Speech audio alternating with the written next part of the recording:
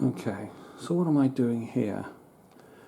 I have the wheel suspended on the end point of that bit of plywood, so it's hanging from there. There's a yellow piece of string dropping down, should be passing through the axis. It's free to move, and so is the wheel. You can see it rocking a little bit still. What I'm trying to find is the center of gravity of the wheel, because it's going to be important to know where that is if my balancing method with the glass ball is going to work. So I'm going to attempt to measure from where the yellow string is to that face, right there. Alright, let's get some measuring tools out. Okay, so I'm going to put this behind the wheel and see if I can measure the offset. So I'm resting it on the back surface where it bolts onto the disc. I'm going to just gently run this up to the string, and I'm measuring 1/2 inch. Okay. And there's the tool. It's just a piece of plywood, wheel weight on the end of a piece of string.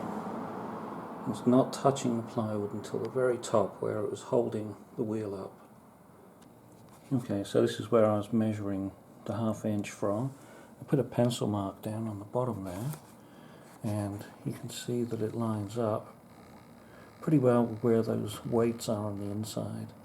I had guessed it was a little further out, not too far off, but next time all I got to do is put the weights right here, just line them up there, and they'll be right on the CG of the wheel. The advantage of that is if you put the weights out here like a typical wheel edge weight, there's all this distance here that can give you a dynamic imbalance. So when you're balancing, if you stick it where the CG is, which is right here, you're avoiding the dynamic imbalance. And just for completeness, I'm putting the XB Mark II steel wheels on, figure out where they go. I think the distance on these is further away. Okay, I think I'm getting 1 inch here. It's hard to tell when it's touching. Interesting thing to note here, relative to where the CG is and where you can place the balance weight. On this tyre, that's the only one that's on here, and it balances just fine up to about 80 miles an hour.